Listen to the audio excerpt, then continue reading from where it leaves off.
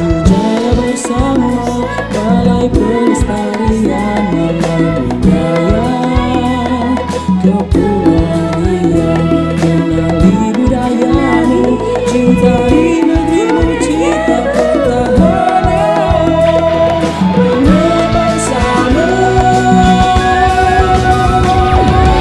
masyarakat sama berhimpun ukir sejarah majukan budaya semoga bersama.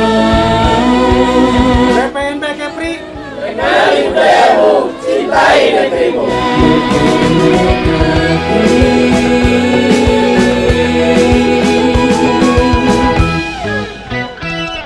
Assalamualaikum warahmatullahi wabarakatuh, sobat budaya semuanya, salam budaya. Iya, sobat budaya semuanya, hari ini di samping atau di sebelah kanan saya saat ini, mungkin juga di sebelah kiri ya, di sebelah kiri sobat budaya semuanya, sudah ada satu pembicara yang juga akan sharing dengan kita. Dan tentu saja kita tetap dalam acara Bibut Bincang Budaya. Daripada sobat budaya semuanya gabut, terus ngajak ribut, lebih baik tongkrongin deh channel kita. Ya enggak? Oke. Jadi gitu Bang Samson, Iya. pembukaannya di channel YouTube BPNB Kepri. Tapi di sebelah saya ini siapa? Mari kita perkenalkan sosoknya. Beliau merupakan salah satu penyair yang sudah tidak asing lagi di Kota Batam, yaitu Bang Samson Rambah Pasir. Yeay. Ya, oke. Bang Samson Rambah Pasir ini juga kan terkenal sebagai budayawan ya Bang ya, sebagai budayawan Melayu yang ada di Kota Batam ini. Nah, kita langsung saja ngobrol-ngobrol sama Bang Samson. Bang, ini kan kita semua atau mungkin juga sobat budaya yang belum belum pernah ke Batam, tapi baru searching aja di Batam. Dan juga buat teman-teman kita sobat budaya yang ada di wilayah kerja BPNB Kepri, ini kan tahu banget nih bahwa Batam ini kan sebetulnya kota yang bisa dibilang kayak Jakarta, ya Bang ya, kayak Jakarta atau Bandung kecilnya, Bandung versi kecil atau Jakarta mini gitu katanya ya kan Bang. Kalau kita datang ke sini tuh pasti belanja, beli handphone dan lain sebagainya. Nah, beda seperti kita istilahnya destinasi seperti di Kepulauan Riau lainnya seperti Lingga, terus di Tanjung Pinang mungkin kan, yang orang misalnya Tanjung Pinang terkenal dengan misalnya pulau penyengatnya, Bintan misalnya ya, sama sih Bintan juga terkenal dengan Lagoynya gitu kan ya Bang. Tapi kalau misalnya di Batam pasti terkenal dengan Nagoyanya gitu. Nah, malam di Nagoya. Malam di Nagoya. Jadi Bang, boleh nggak Bang diceritain sedikit ada apa sih di balik tirai Batam yang sering digadang-gadang atau sering disebut sebagai kota industri? Sila Bang. Baik ya. Ya, selamat ya kepada sobat budaya di mana saja berada. Saya Samson Rambah Pasir, ya suka dengan kebudayaan ya, maka kita sebagai sahabat lah. Betul. Jadi bicara tentang Batam, yang dalam konteks sekarang ini sudah mendunia ya. Betul Bang. Sudah dikenal di Indonesia, bahkan saya mengambil istilah Batam itu sebagai miniaturnya Indonesia. Miniaturnya bentuk Indonesia. Kecilnya Indonesia. Semua suku, semua bangsa, ras, etnis ada di Batam. Iya. Dan ini dibangun tidak sebentar. Jadi Batam ini juga dikenal sebagai kota industri. Betul Bang. Bicara tentang Batam sebagai kota industri, itu sebenarnya sudah lama.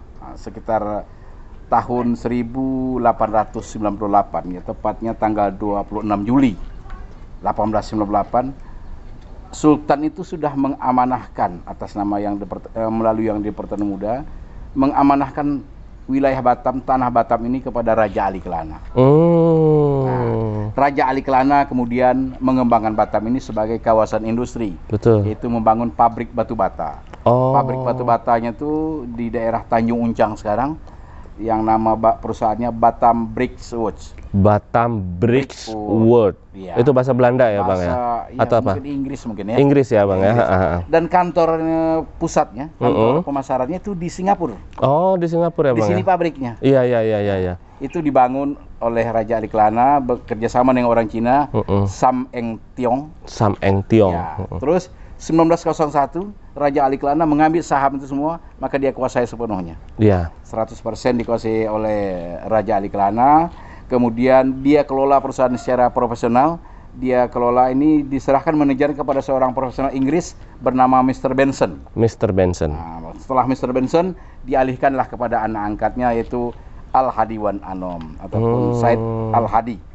Berkembanglah pabrik batu bata di Batam, pemasarannya di Singapura, dan gedung-gedung yang ada di Singapura, di Johor, termasuk waktu itu Johor sedang berkembang, bahkan di Penyengat batu batanya tuh dari Batam. Batu batanya tuh justru dari Batam ya Bang ya. Nah ini termen pertama Batam dikenal sebagai industri. Nah siapa Raja Aliklana? Semua kita kenal. Dia juga penulis, pengusaha, dan anak yang di Pertuan Muda Raja Muhammad Yusuf, calon pengganti yang di Pertuan Muda sebenarnya.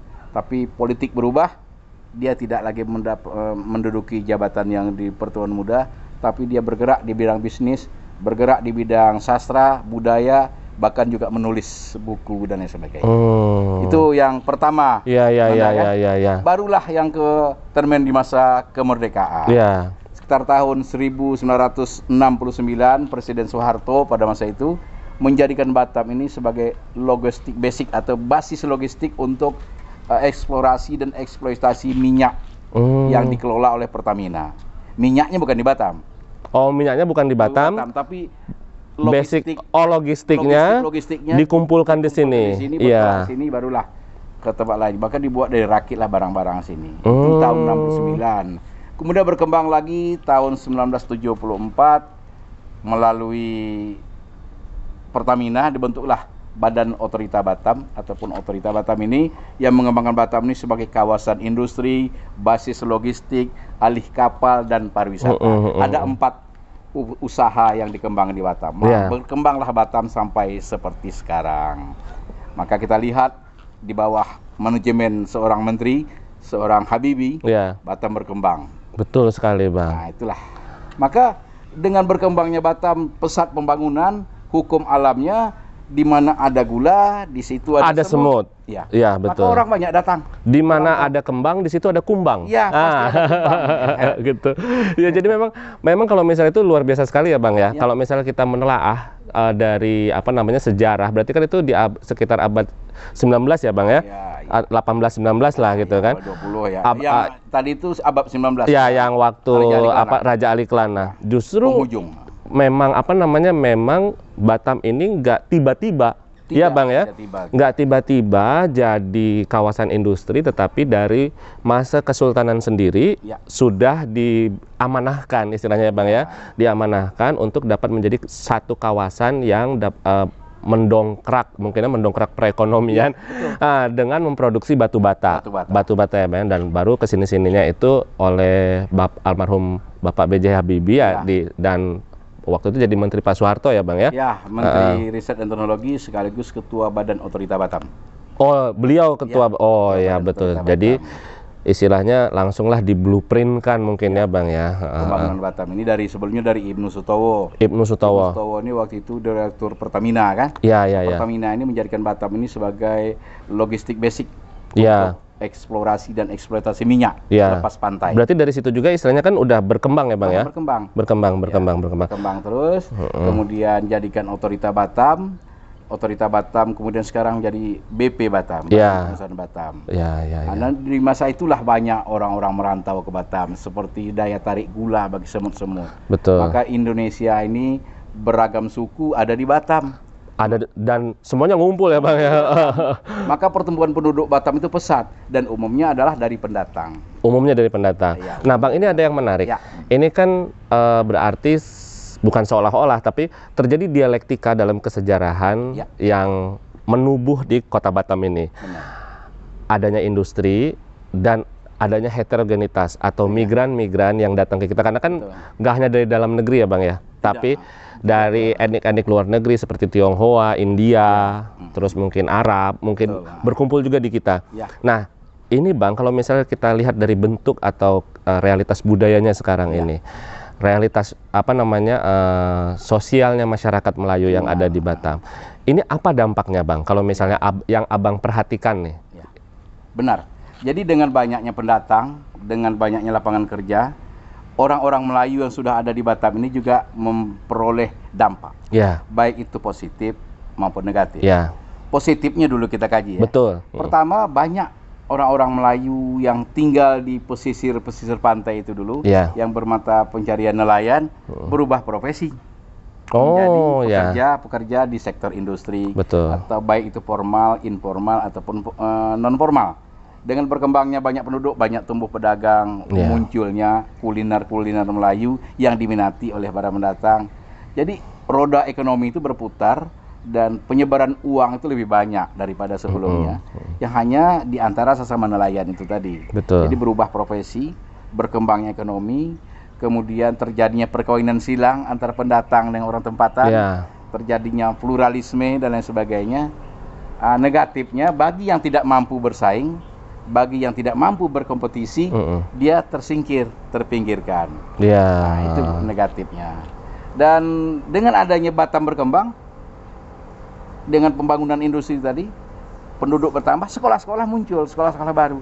Kalau dulu generasi muda Batam untuk tamat SD, masuk ke SMP, SMA kan harus keluar. Betul. Dengan orang banyak di sini, SMP dibangun, Ya. SMA dibangun, SMK dibangun, Universitas. bahkan universitas pun dibangun. Ya. Dengan sendirinya orang-orang Melayu yang sudah ada di sini bisa sekolah di daerahnya sendiri. Jadi nggak perlu keluar lagi, perlu keluar sobat lagi. budaya gitu maksudnya Tapi kalau tuh. tidak ada pembangunan itu, dia alami saja, terlambat kita. Betul sekali. Berarti memang ada efek buruknya, ada juga efek Iya, yang positifnya. iya, benar. Tetapi bagaimana, sejauh mana kita menggali efek positif dan bagaimana kita menggali efek negatifnya, dan bagaimana efek negatifnya itu menjadi sesuatu yang dapat kita benahi bersama mungkin Iya. ya Bang ya, bukan dinyinyirin gitu loh. Betul. Biasanya netizen suka nyinyirin. Nah, tidak ada sesuatu pembangunan yang tidak ada dampak. Betul, betul. Pasti ada dampak.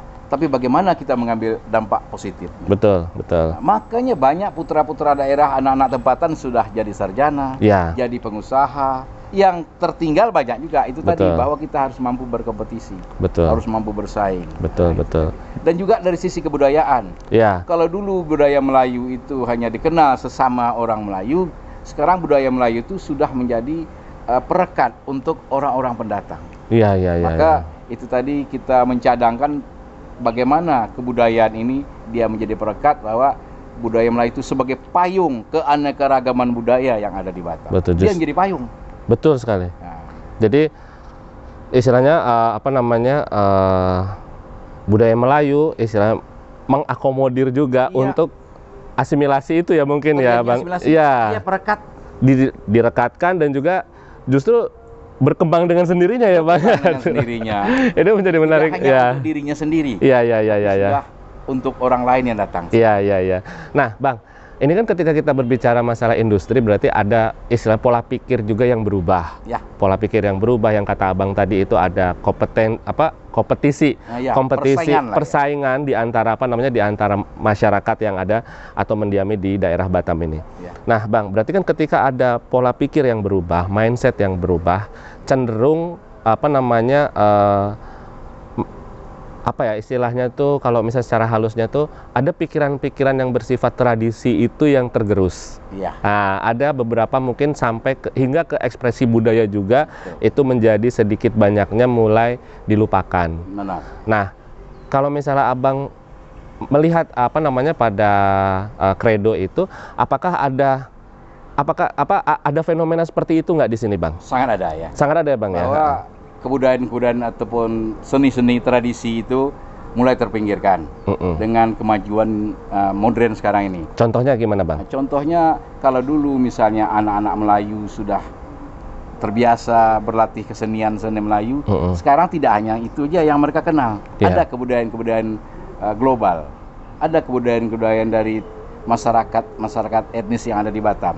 Tapi disitulah sebuah kebudayaan yang kuat, dia tidak akan tergerus oleh zaman. Iya. Tetapi sebuah kebudayaan yang kuat tadi, selain dia agar dia tidak tergerus oleh zaman, dia harus bisa beradaptasi dengan zaman. Betul. Maka dia harus sesuaikan. Nah, ini tugas para seniman, tugas para budayawan, Coba, Bang, diinformasikan. Iya. Tugasnya siapa, Bang? tugas para seniman, para budayawan, para pecinta budaya, para pecinta penggiat seni. Bagaimana budaya Melayu itu bisa menjadi tuan rumah di negerinya sendiri. Bagaimana supaya budaya Melayu itu menjadi ruhnya Batam. Iya. Nah, ini usaha kita. Sebab seperti kata pepatah itu tadi, tak Melayu hilang di bumi. Hilang di bumi. Nah, Melayu itu akan hilang kalau kebudayaannya hilang. Ya, Banyak kebudayaan-kebudayaan di Indonesia ini yang berkembang pesat, kuat karena pendukungnya itu sangat mencintai kebudayaan. dan memang betul-betul meminati sekali ya Bang ya, dipegang. Ya. Dan harus sesuaikan dengan zaman. Betul. Tidak bisa kita misalnya terkooptasi pada tradisi kita yang tidak bisa bertegur sapa dengan zaman. Betul sekali. Tidak Bang. bisa bertegur sapa dengan kelompok-kelompok lain. Ya. Nah, itu tadi. Jadi meskipun berkembang tapi tetap harus menjaga nilai-nilai itu ya Bang itu ya. ada patternnya ada. Betul. Ada panduannya. Ini nilai-nilai budaya yang harus kita pertahankan. Tapi sejauh mana nilai-nilai budaya ini kita bawa kepada zaman sekarang, dia harus bisa berkomunikasi dengan Betul. zamannya. Betul sekali. Dia harus bisa diterima oleh generasi muda. Ya. Tapi bukan berarti dia harus merubah dirinya. Tidak. Berubah dirinya. Iya betul. Nggak tiba-tiba yang tadinya pakai baju kurung, Ya. perempuan-perempuan pakai baju kurung teluk belanga terus jadi hot pants semua. Nggak kayak gitu juga ya Bang ya. Pemerintah punya perhatian di situ. Harus, Contoh, pada hari-hari tertentu hotel-hotel itu berpakaian Melayu. Ya. Pada hari-hari tertentu sekolah-sekolah itu mewajibkan para siswanya berbaju dan berbusana Melayu. Ya. Pada hari-hari tertentu ada acara yang dikemas oleh pemerintah itu berpaksi ataupun bertumpu kepada Melayu. Di mana bumi dipijak, Di situ langit dijunjung. Betul sekali. Yang kita harapkan. Luar Dan identitas biasa. daerah. Kenapa?